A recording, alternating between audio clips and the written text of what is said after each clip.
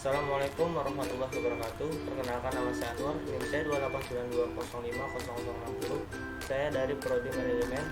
Tujuan saya untuk membuat video ini untuk melakukan tugas ujian tengah semester dengan mata kuliah intermediate accounting dengan dosen pengampu Ibu Natalia Duyani, SPD MAK.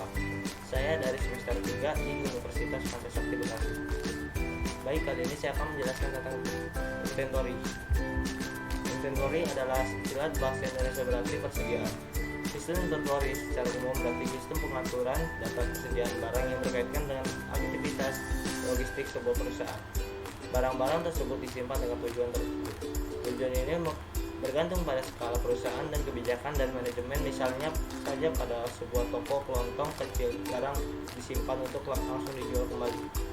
Namun pada sebuah perusahaan besar, ada barang yang disimpan untuk produksi, untuk dijual kembali, atau bahkan barang suku cadang untuk mesin produksi. Tujuan tersebut nantinya akan menentukan sistem penyimpanan yang tepat untuk digunakan. Klasifikasi persediaan. Pengaplikasikan persediaan tergantung pada apakah perusahaan tersebut adalah pedagang, perusahaan dagang, atau merchandising business, atau pembuat atau produsen, atau yang disebut dengan perusahaan manufaktur atau manufacturing business. Dalam perusahaan dagang hanya mengenal satu jenis persediaan, yaitu persediaan barang dagang yang disebut dengan inventory. Dalam perusahaan manufaktur atau pabrik yang mengenal dengan yang pertama persediaan bahan baku bisa disebut dengan raw material, yang kedua persediaan barang dalam proses yang disebut dengan work in process, yang ketiga persediaan barang jadi siap jual atau produk akhir atau yang disebut dengan finished goods. Kepemilikan persediaan.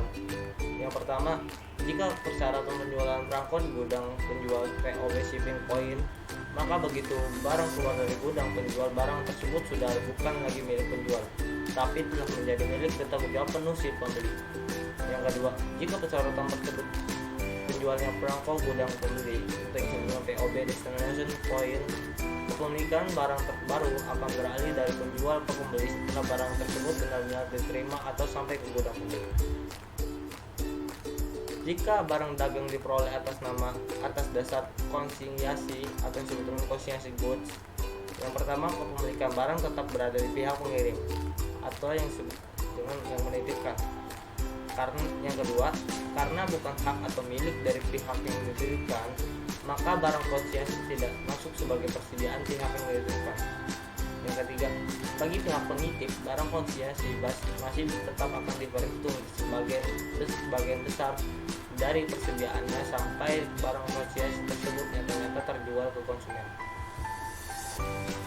Pencatatan persediaan. Perusahaan dagang secara sistematis akan menyelenggarakan catatan persediaan untuk menentukan, yang pertama, berapa besar persediaan barang dagang yang tersedia untuk dijual. Yang kedua, berapa besar persediaan barang dagang yang laku terjual. Terdapat dua metode atau sistem pencatatan persediaan. Yang pertama, metode atau sistem pencatatan track-virtual atau yang disebut dengan track-virtual inventory system. Yang kedua, metode atau sistem pencatatan produk atau yang disebut dengan product inventory system. Metode sistem pencatatan persediaan yang pertama dengan metode perfektual. Yang pertama, persediaan dicatat dan dihitung secara detail baik pada waktu dibeli maupun dijual. Harga pokok dari barang perdagangan yang dijual ditentukan setiap kali penjualan terjadi.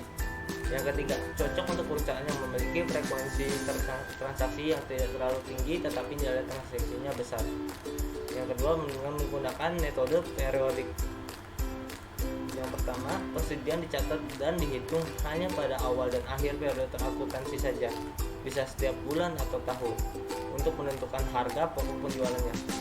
Paling banyak dipakai oleh perusahaan yang frekuensinya transaksi tinggi.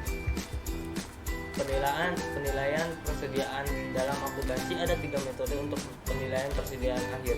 Yang pertama dengan menggunakan metode LIFO atau yang disebut dengan first in first out. Yang kedua menggunakan metode LIFO, last in first out. Yang ketiga menentukan biaya rata-rata atau yang disebut dengan average consumption cost.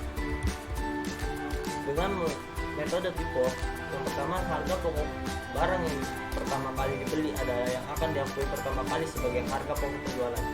Yang kedua, yang akan menjadi nilai persediaan akhir adalah harga pokok dari unit atau barang yang terakhir kali dibeli. Dengan menggunakan metode LIFO, harga pokok dari barang yang terakhir kali dibeli adalah yang akan diakui pertama kali sebagai harga pokok penjualan. Yang kedua, yang akan menjadi nilai persediaan akhir adalah harga pokok dari unit atau barang yang pertama kali dibeli. Dengan metode biaya rata-rata, harga pokok penjualan per unit dihitung berdasarkan rata-rata harga peroleh per unit dari barang yang tersedia untuk dijual. Jika harga pokok dari barang yang dibeli adalah tetap sama, maka dapat dipastikan bahwa ketiga metode penilaian tersebut masing-masing akan menghasilkan barang besarnya nilai persediaan akhir yang sama, sehingga pengaruhnya terhadap besarnya harga pokok penjualan laba kotor serta laba bersih yang akan sama. Yang ketiga, jika harga pokok dari barang yang dibeli fluktuatif berubah, maka masing-masing dari ketiga metode tersebut umumnya akan menghasilkan besarnya nilai persediaan akhir, harga pokok penjualan, dan laba kotor serta laba bersih yang berbeda. Saat terjadi peningkatan harga barang atau inflasi, jika menggunakan metode FIFO, menghasilkan nilai persediaan akhir yang paling besar, harga pokok penjualan yang paling kecil, laba kotor serta laba bersih yang paling besar. Jika menggunakan metode LIFO, menghasilkan nilai persediaan akhir yang paling kecil, harga pokok penjualan yang paling besar, laba kotor serta laba bersih yang paling kecil. Jika menggunakan metode biaya average atau biaya rata-rata, menghasilkan nilai persediaan akhir yang paling, harga pokok penjualan, laba kotor serta laba bersih yang berada di antara hasil metode FIFO dan LIFO. Baik, itu saja yang bisa saya sampaikan. Wabillahi taufiq wal hidayah. Wassalamualaikum warahmatullahi wabarakatuh.